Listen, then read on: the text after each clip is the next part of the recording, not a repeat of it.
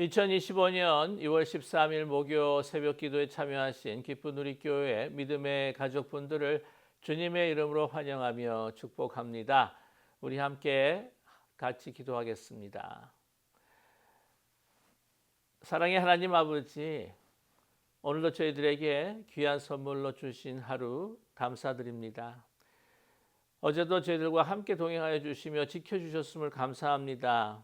어젯밤에도 주님의 날개 밑에 품어주시고 안식을 주시는 것을 감사합니다.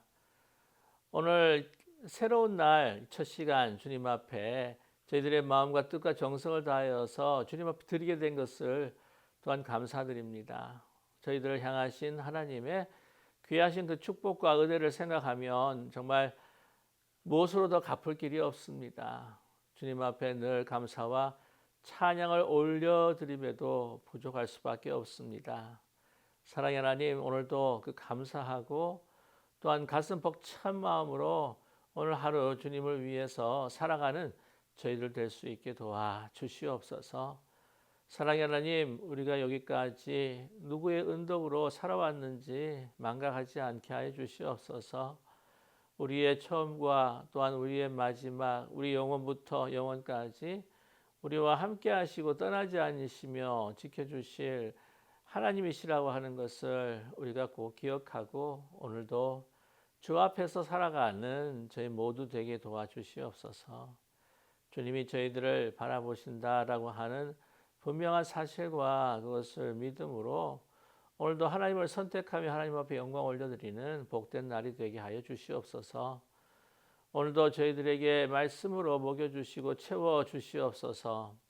그래서 이 말씀이 우리의 삶에 우리가 살아가는 데 정말 너무나 소중한 영적인 영양분이 되어서 우리가 힘을 얻고 살아갈 수 있도록 주의 뜻이 우리 가운데에 우리의 삶 가운데 이루어질 수 있도록 축복해 주시옵소서.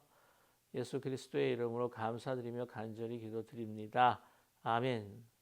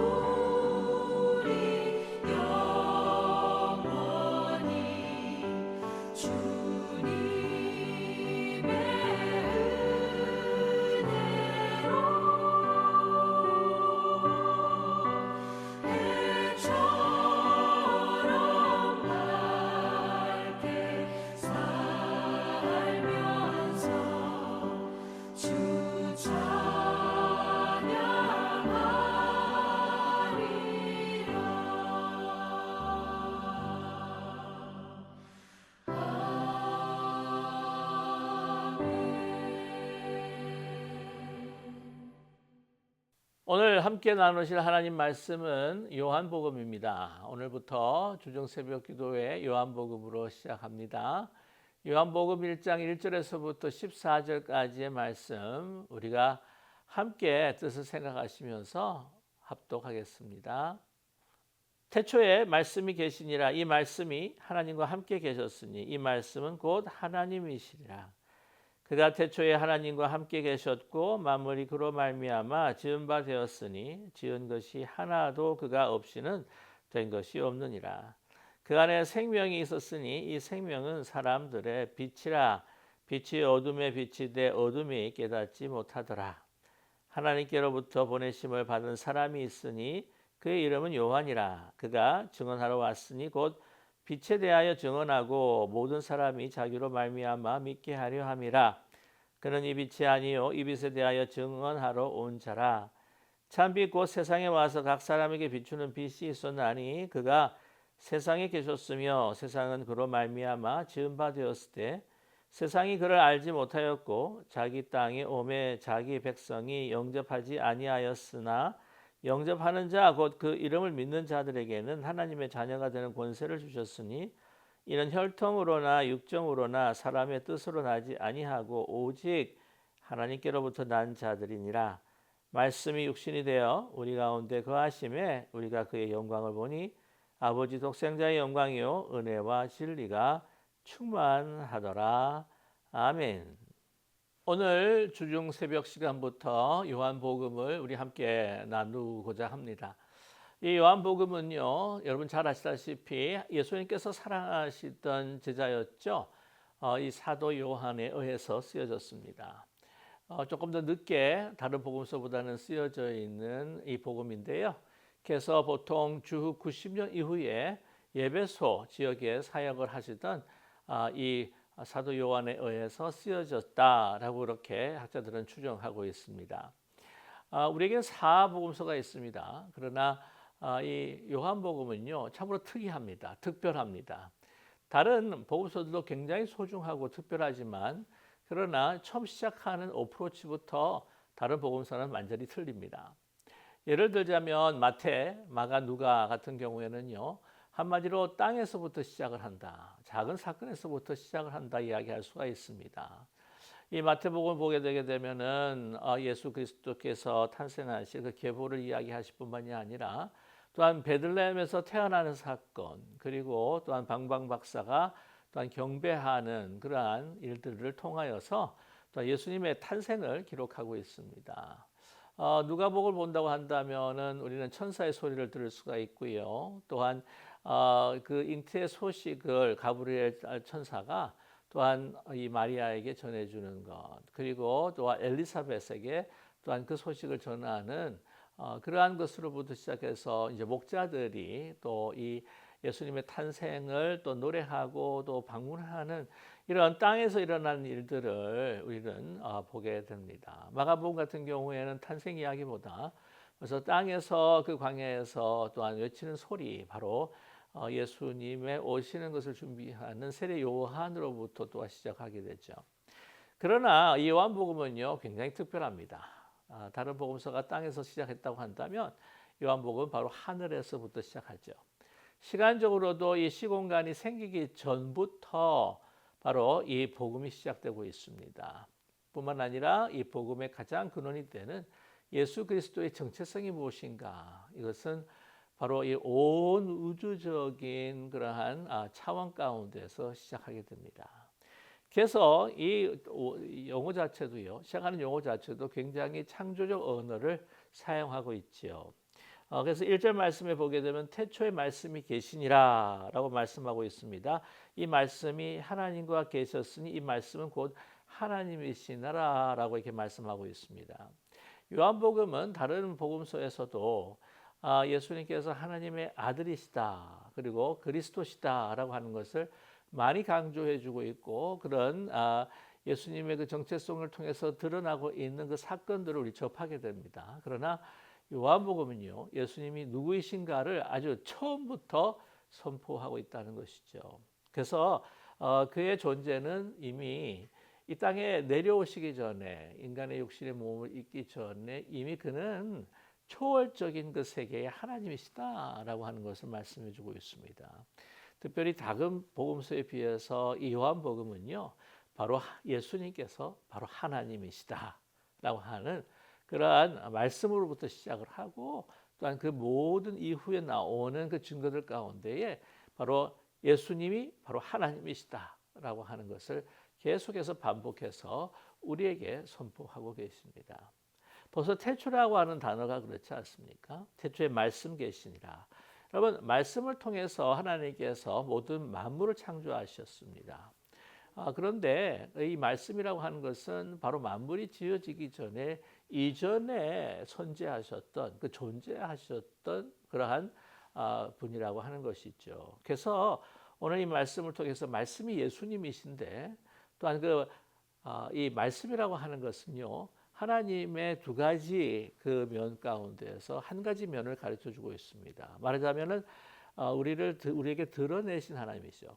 그래서 하나님께서 우리에게 계시하신 하나님이 벌써 말씀입니다. 우리로 하여금 하나님 누구신가로 것을 알 것을 우리에게 드러내신 하나님이시죠. 하나님은 초월적인 존재시기 때문에 우리가 어떻게 하나님께서 설명하신다 할지라도 우리의 지각과 우리의 지성으로는 우리 3차원적이고 시간 공간에 그 한계가 있는 인간들에게는요, 초월적인 하나님의 알 수 없는 소위 hiddenness of God, 이 숨겨진 하나님이 있을 수밖에 없습니다. 그런데 보여지는 하나님, 드러나신 하나님, 계시하신 하나님, 그것이 바로 말씀이라는 것이죠. 그것이 이미 영원 전부터 존재하셨다는 겁니다. 그래서 그분이 이 말씀이 함께 계심으로 이전 말씀에 보게 되면 그가 태초에 하나님과 함께 계셨고, 그렇죠? 만물이 그로 말미암아 지은 바 되었으니 지은 것이 하나도 그 없이 된 것이 없느니라. 하나님께서는 모든 우주 만물을 또한 말씀으로 창조하셨습니다. 자, 그러므로 그 안에 생명이 있었으니 그 생명은 사람의 빛이라는 것이죠. 바로 그렇습니다. 말씀에 생명이 있습니다. 예수 그리스도께서는 생명이십니다. 예수 그리스도께서는 바로 우리 모든 사람들의 빛이십니다. 빛이라고 이야기하는 것은 무엇이냐면 하나님의 그 모든 거룩한 속성을 이 보이도록 계시하는 어떤 한 표현, 소위 말하면 그 영광의 한 부분이 바로 빛이라는 것이죠. 여러분, 빛이라고 하는 속성은요, 바로 우리가 살아갈 수밖에 없는 근원입니다. 빛이 있기에 식물들이 자라고 생명이 유지가 됩니다. 우리도 살아갈 수가 있죠. 빛이라고 하는 것이 있기 때문에 우리는 어두움에서 해방이 되고 어디로 가야 할 우리의 삶의 방향을 알 수가 있는 것이죠. 예수님께서 우리에게 말씀하십니다. 14절 야고보음 14장에서 말씀하시죠. 나는 길이요 진리요 생명이라고 하는 것이죠. 바로 이 길과 진리와 생명되는 그 빛이 바로 예수님이시다. 그거 없이는 우리 사람은요, 살아있는 것이 결코 아니라 바로 죽음으로서 살아가는 것이죠. 그냥 움직이고 행동하는 것뿐일 수밖에 없습니다. 자, 그런데 이러한 생명의 빛이 우리 가운데 비춥니다. 어둠을 비춥니다. 죄악 가운데에 정말 이 죄로 간영해서 죽을 수밖에 없는 사망으로 칠과 같은 암흑과 같은 이 세상, 그것을 비추실 때에 그 빛의 어둠이 어떻게 해요? 깨닫지 못하더라. 이거는요, 우리 잘못된 인간의 그 지성으로 예수님을 받아들일 수가 없는 겁니다. 하나님 놀라운 이러한 이 인류 안으로 들어오신 그 하나님의 그 존재, 바로 예수 그리스도를 우리 인간의 죄된 마음으로 받아들이기가 힘들다고 하는 것이죠. 자, 여기서 6절에서부터 7절, 8절에 대한 것은요, 바로 세례 요한에 대한 이야기입니다. 왜 6절과 7절과 8절을 굳이 이야기를 했을까 하는 생각을 갖게 되는데요. 이런 예수님을 소개하는 한 사람이 있다. 근데 그때 당시만 해도 이제 세례 요한이 죽긴 했지만 아직까지 세례 요한에 대한 유대 사회의 영향력이라고 하는 것은 아마 대단했던 것 같습니다. 그렇기 때문에 이 세례 요한의 영향력, 그리고 예수 그리스도의 또한 그 영향력 가운데에 이 세례 요한의 영향력이라고 하는 것은 바로 이 예수 그리스도에게 견줄 바가 되지 못한다. 그러나 오해하지 말아라고 하는 것이죠. 세례 요한과 예수님을 혼돈해서 생각하지 말아라. 그런 점도 있었을 것입니다.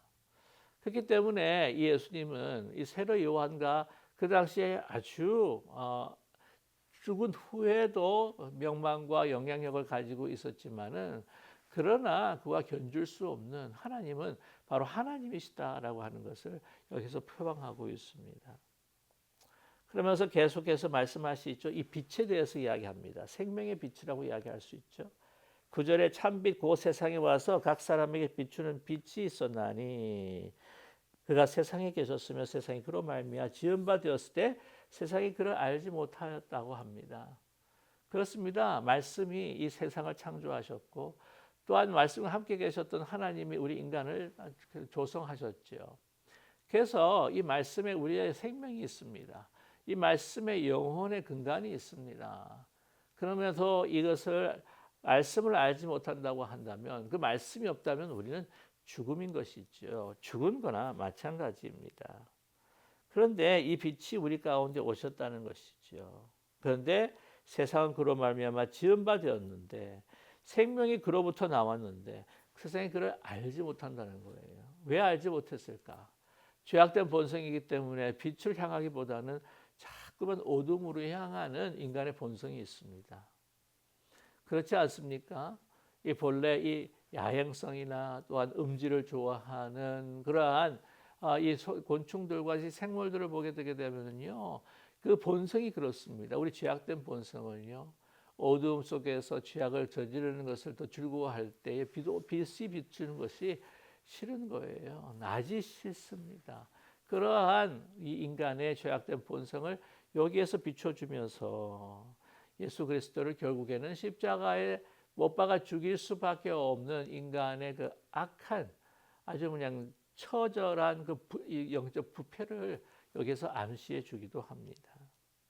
자, 그런데 또 한 가지는요, 이 세상이 그를 알지 못할 수밖에 없는 것, 그것은 바로 이 그때 당시의 그 헬라적 사고로 인하여서 사람들이 받아들이기 힘든 부분이 있어요.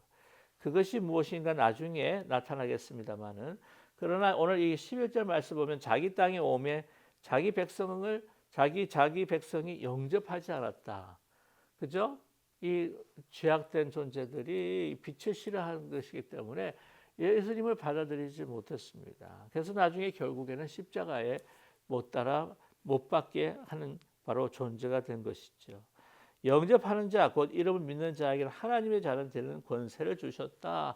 그를 믿게 됐을 때에 바로 빛이 아닙니까? 빛을 받아들였을 때 우리는 살아갈 수가 있는데, 우리는 진정한 생명을 하나님께서 창조해 주셨던 그 고귀한 정말 죄가 때묻지 않는 죄에서부터 자유한 영생의 생명을 우리가 누릴 때 될 수 있는데 바로 하나님의 자녀되는 권세가 되는 것이죠.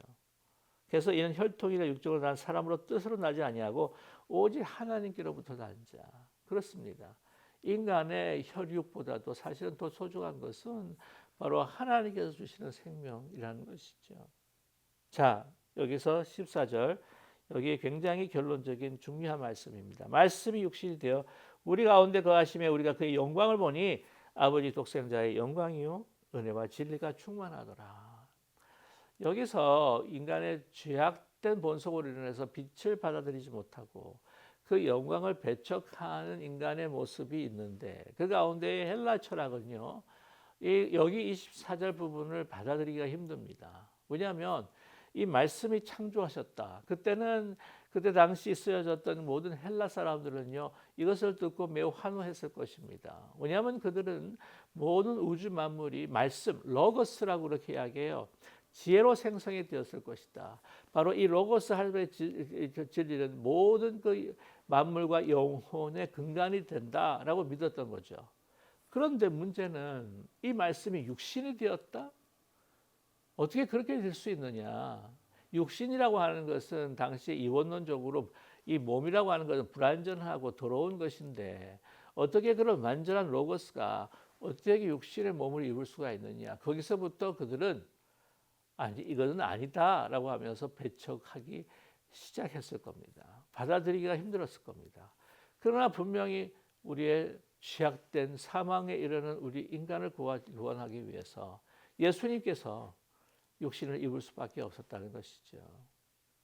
바로 우리를 향한 하나님의 사랑이 그로 하여금 놀라운 정말 기적과 같은 이적과 같은 역사를 정말 우리에게 베풀어 주셨습니다. 바로 하나님이 영원한 존재가 무유한한 존재의 옷을 입으셨다는 것입니다. 왜 그러셨을까요? 첫 번째는 나중에 결국에는 우리가 알게 되겠지만은 바로 이 죄 없으신 하나님 자신께서 십자가에 매달려 제물이 되셔야만 죽을 수밖에 없는 우리 인생을 우리를 구하실 수 있기 때문입니다. 그리고 두 번째가 무엇인가? 두 번째는 하나님의 이 사랑이 얼마나 큰 것인가 하는 것을 우리의 눈으로 보고 또한 우리가 느끼고 체험할 수 있도록 하나님 자신이 우리의 몸을 입고 오셨다고 하는 것이죠. 그래서 우리를 위해서 병든 자, 연약한 자를 고쳐주시고 그들을 구원해 주시고 선포하시면서 얼만큼 사랑하셨냐. 십자가에서 우리 인간이 우리를 만드시고 우리 생명이 되시는 하나님을 십자가에 못 박는 그 상황 속에서도 정말 하나님께서는 여전히 우리를 용서하시고 사랑하신다. 이만큼 십자가를 통해서 주시는 놀라운 그 사랑을 구체적으로 우리에게 보여주시기를 원했던 것이죠. 하나님은 그 말씀, 다발이라고 하는 말인데 다라고 하는 것은 히브리 말에 다라고 하는 것은 말하는 것이요 발이라고 하는 것은 행동입니다. 하나님은 우리를 향하여서 말로만 사랑한다 하시는 분이 아니에요. 직접 구체적으로 몸으로 사랑하시는 분, 그것의 약속을 지키시는 분을 보여주시는 정말 가장 극적인 사랑을 보여주시는 분이 바로 하나님이시요 그분이 예수님이십니다. 그래서 인간의 몸을 가지고 태어나셨던 것이죠. 세 번째는 무엇입니까? 그만큼 우리의 고통과 아픔, 인간이 가지고 있는 고통과 아픔 속으로 들어오셔서 같이 공감하기를 원하시는 바로 하나님이셨습니다. 그분이 예수님이란 것이죠.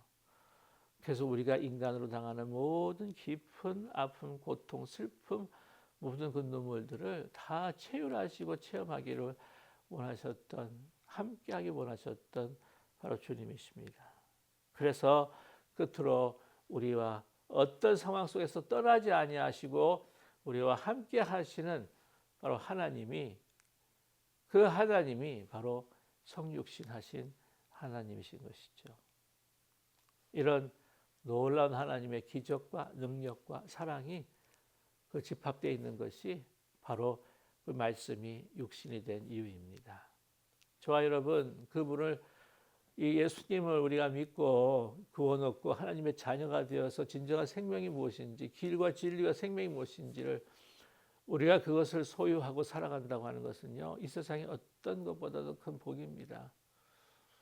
이러한 예수님을, 우리를 향하신 그 사랑에 정말 모든 것이 되신 우리 예수님을 늘 사랑하고 감사하며 그님과 동행하는 인생의 최고의 복을 누리는 오늘 저와 여러분 되시기를 주님의 이름으로 간절히 축원합니다.